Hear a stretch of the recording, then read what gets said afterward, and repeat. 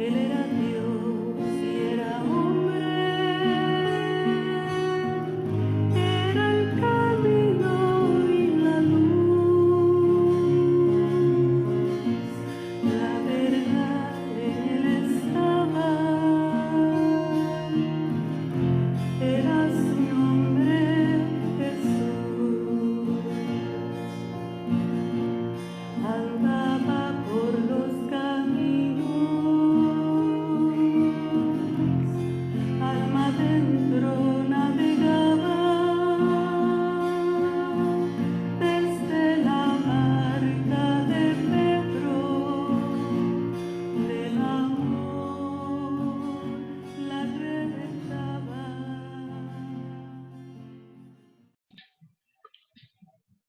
En el nombre del Padre, del Hijo y del Espíritu Santo. Amén.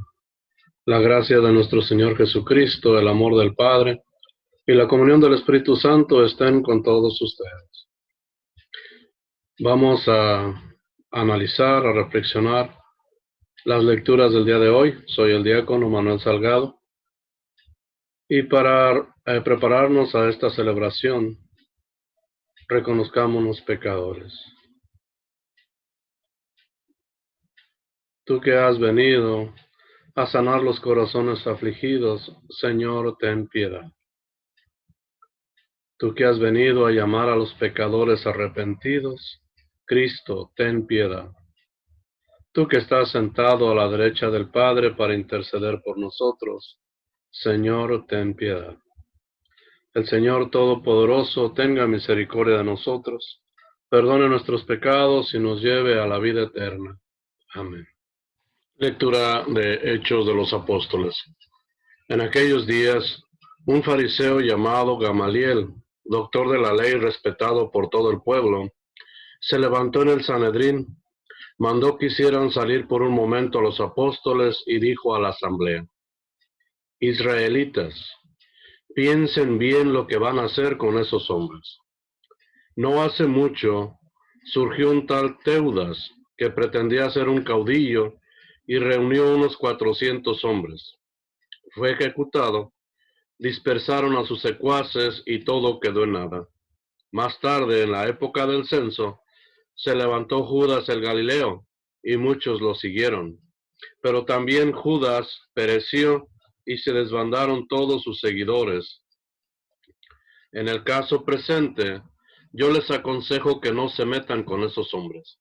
Suéltenlos, porque si lo que se proponen y están haciendo es de origen humano, se acabará por sí mismo.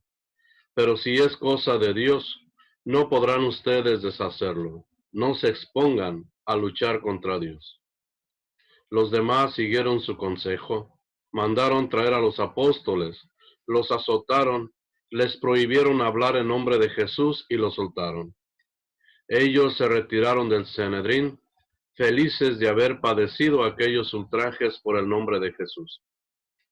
Y todos los días enseñaban sin cesar y anunciaban el Evangelio de Cristo Jesús, tanto en el templo como en las casas. Palabra de Dios. Te alabamos, Señor. Al Salmo responsorial diremos: el Señor es mi luz y mi salvación. Aleluya.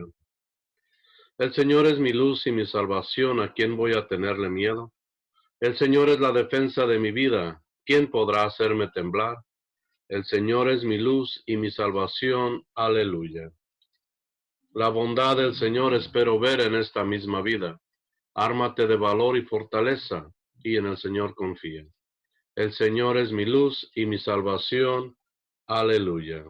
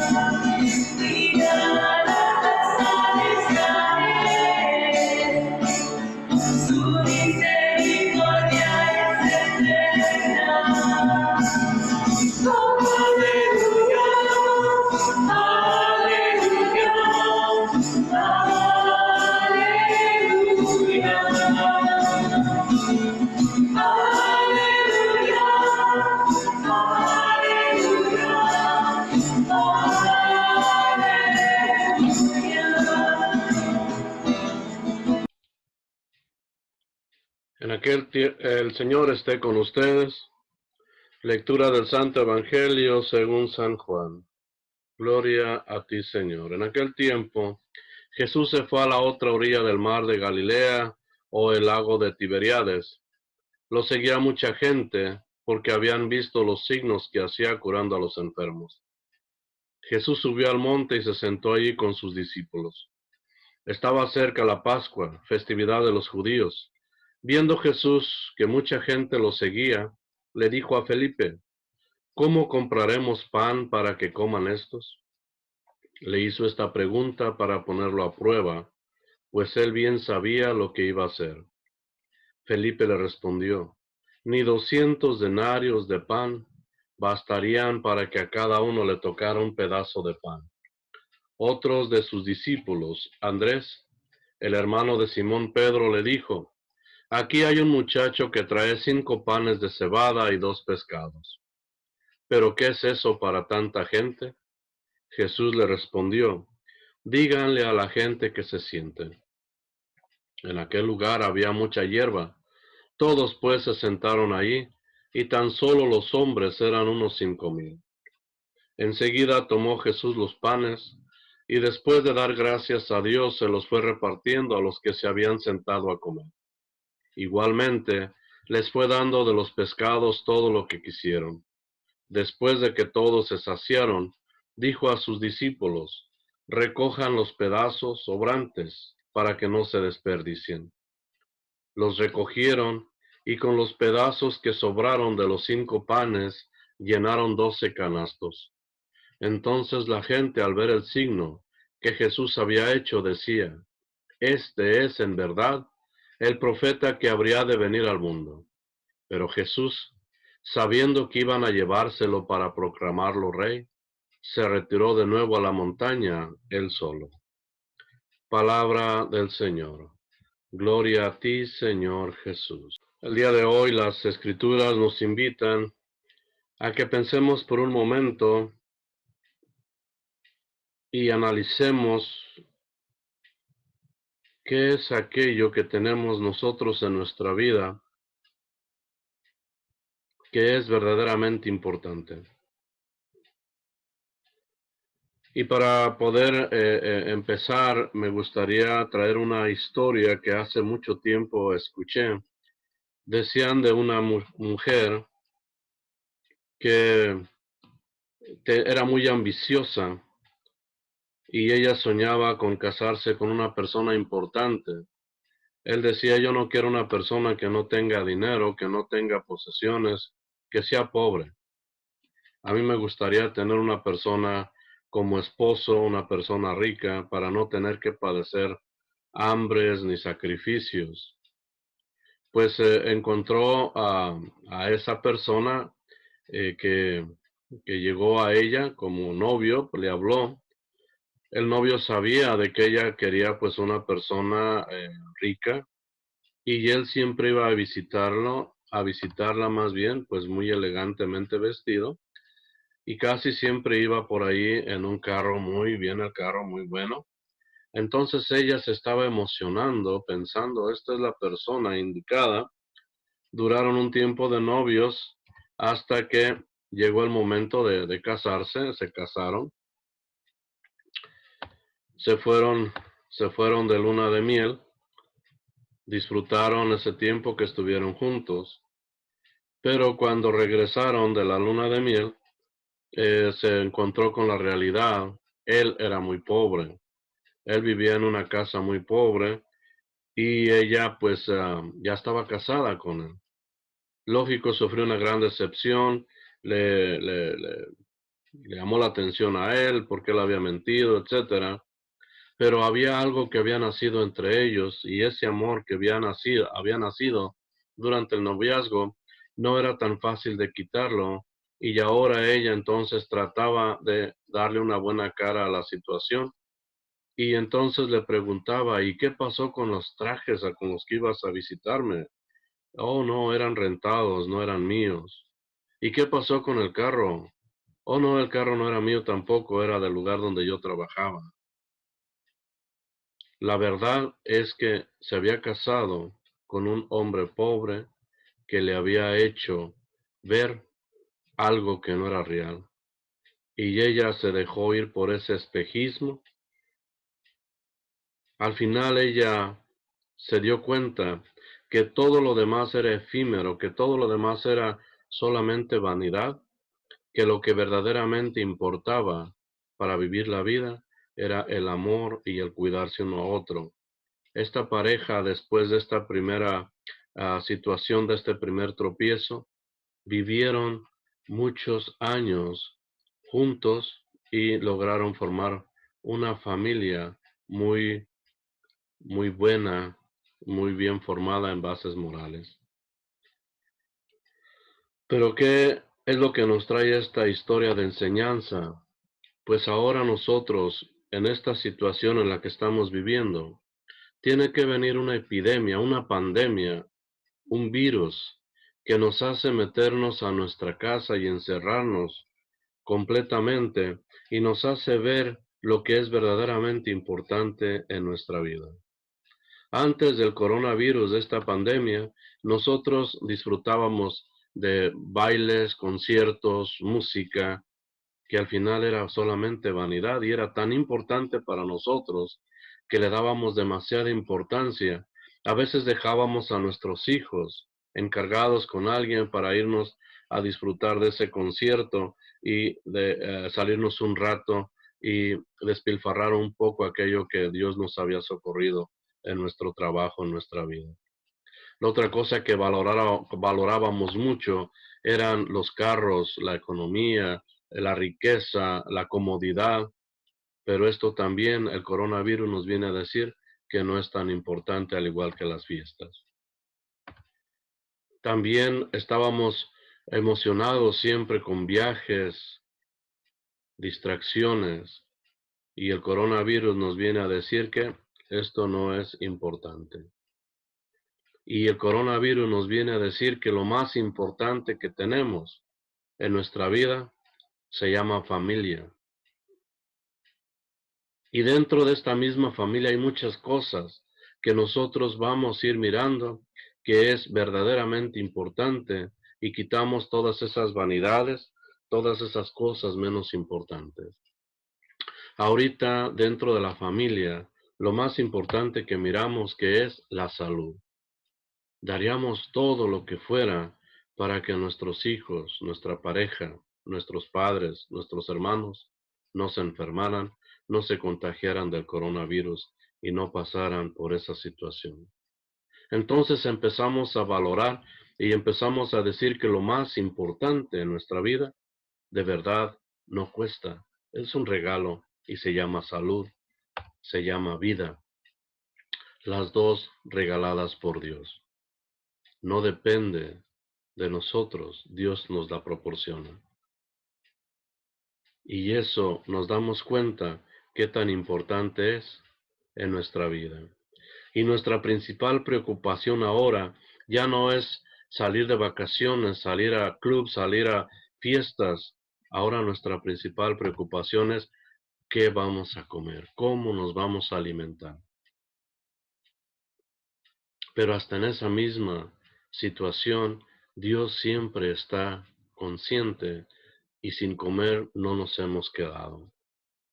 La comida nosotros podemos bien dividirla en una comida física y en una comida espiritual. Las dos son tan importantes para mantenernos saludables, para mantenernos bien y unidos en la familia.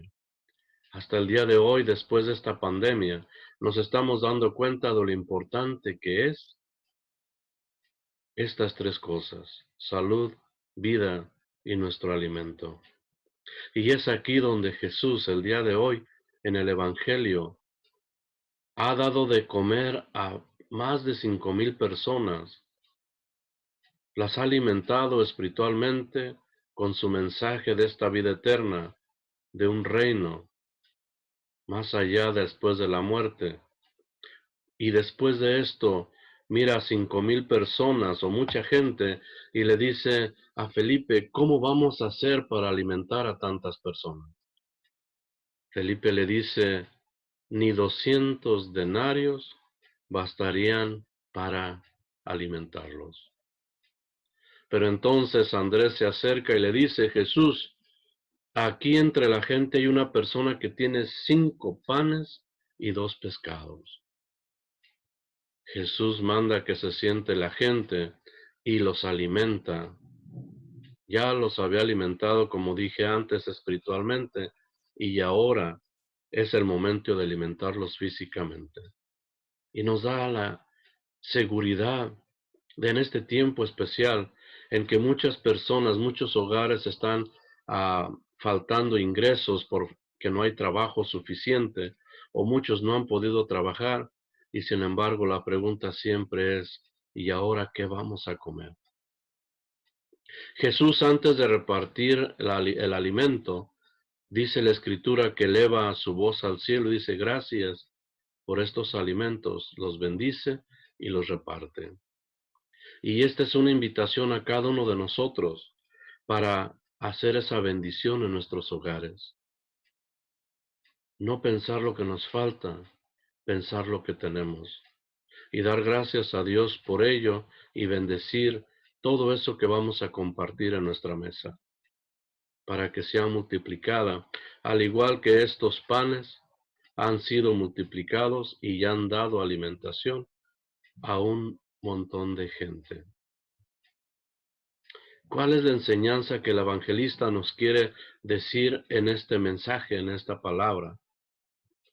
Hay muchos símbolos escondidos dentro de esta escritura, dentro de este pasaje de la multiplicación de los panes.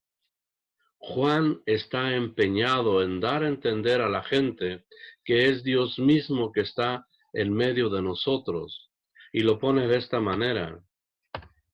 Dice que hay 5 panes y 2 pescados. Si nosotros sumamos 5 y 2 nos da un número 7. También nos dice que hay 5,000 personas y ni con 200 denarios podríamos alimentarlos. Un número más, 5 y 2, nos da 7. Nosotros entendemos por el número 7 el número de Dios, el número completo, el número perfecto, porque son 7 días de la semana. Y en el 7º día, dice la Escritura, Dios descansó. Algún maestro me comentaba, ¿cómo podemos nosotros decir que es Dios si Él nos puso simplemente en el pizarrón? 7, 7, 7, es el número de Dios, la perfección. 3 7. Pero aquí solamente tenemos 2 7, nos faltaría uno. Y Juan lo hace a propósito, para entender que ese número 7, el otro 7 que está faltando, para completar esa deidad completa, está en medio de nosotros y se llama Jesús. Jesús presente, Dios presente en medio del hombre. Y entonces completamos 7, 7, 7. Y termina diciendo, y sobraron 12 canastos de sobras del pan que se había repartido. Y el 12 es un número simbólico nuevamente que hace referencia a las 12 tribus de Israel, donde se inició toda la historia de la salvación, de donde viene el Mesías, el enviado. 12 tribus de Israel. Y ahora Jesús se rodea de 12 apóstoles, por donde continuará la enseñanza, el mensaje, el evangelio. Esto, el evangelista Juan es testigo de lo que está sucediendo. Sus 12 apóstoles son testigos de lo que está sucediendo. Y una vez que Jesús muere y resucita, se dan cuenta de lo que han compartido, de lo que han vivido. Y por eso están dispuestos a seguir la enseñanza de Él. En la primera lectura oímos que llegan los están interrogando en el Sanedrín, lo hemos estado escuchando en esta semana, y el día de hoy un miembro del Sanedrín los hace salir de la sala y les dice a los demás, déjenlos que sigan, porque si esto es de hombre se va a terminar, y pone un par de ejemplos como sucedió anteriormente. Pero si es de Dios, no se puede acabar tan fácil. Y les recomienda no se pongan a pelear con Dios. Y castigan a los discípulos, a los apóstoles, y les dicen, váyanse, pero no enseñen a nadie de ese Jesús que están ustedes proclamando. Y la Escritura nos dice que ellos salen felices y contentos por haber sido castigados por predicar la palabra. Solamente una persona que está segurísima, que está firme en lo que está enseñando, puede ser capaz de dejarse atormentar porque sabe que es verdad lo que está diciendo. Por eso los apóstoles, después de tantos milagros que miraron, están conscientes y seguros de lo que están diciendo y no van a dejar de hacerlo. El día de ayer en la Escritura decía, no es bueno que obedezcamos a los hombres antes que a Dios. Y ellos, la Escritura nos dice, que seguían predicando en el templo y en las casas. Y el Evangelio termina diciendo que el pueblo se da cuenta de que Jesús verdaderamente es el Mesías que estaban esperando. Pero dice que lo querían proponer para rey, y él se va de allí secretamente, a solas, para seguir orando. Entonces la invitación que tenemos el día de hoy, mis hermanos, primero a reconocer a ese Jesús que se ha hecho presente en medio de nosotros, y reconocer que Él es el único que nos regala la vida, la salud y el alimento. Y que no importa por cuánto pasemos, si nuestra fe está firme en Él, sabremos que el día de mañana estaremos junto a Él en el reino de los cielos. Pidámosle pues a Dios en este día que no importa cuánto suframos, que siempre lo hagamos y lo ofrezcamos a Dios como perdón de nuestras culpas, para bienestar de nuestras familias y para gloria eterna de todos aquellos que escucharán el mensaje. Que así sea. Y en este día vamos a elevar también nuestras oraciones en esta situación tan difícil que estamos viviendo de la pandemia del coronavirus. Oremos especialmente por el Papa Francisco, por toda la Iglesia Universal, para que en medio de esta situación nos sigan llevando con su ejemplo y oración al encuentro de Cristo y mantenernos firmes en la fe. Roguemos al Señor. Señor, escucha nuestra oración. También oremos por nuestros gobernantes, cada uno de los representantes de la autoridad de nuestros países, para que Dios los inspire, les mueva sus corazones y se preocupen de proteger a los más necesitados, a los desvalidos, a los pobres. Roguemos al Señor. Señor, escucha nuestra oración. Oremos también por nuestras iglesias locales, por nuestros sacerdotes que están día con día en esta situación, tratando de ser esa luz encendida en medio de esta pandemia, en medio de su comunidad, en medio de su pueblo, para no dejar apagar nuestra fe, para que Dios los bendiga, les infunda nuevos ánimos y nos sigan dando ese alimento espiritual que necesitamos. Roguemos al Señor. Señor, escucha nuestra oración. Y allí en sus hogares, oremos por todas estas personas que se han enfermado a causa de esta pandemia y los que han sido afectados también económicamente, ya que no han podido trabajar, para que Dios, en su misericordia, se compadezca de los enfermos y se compadezca de todas aquellas personas que no han podido trabajar y les conceda manera de alimentar a su familia. Roguemos al Señor. Señor, escucha nuestra oración.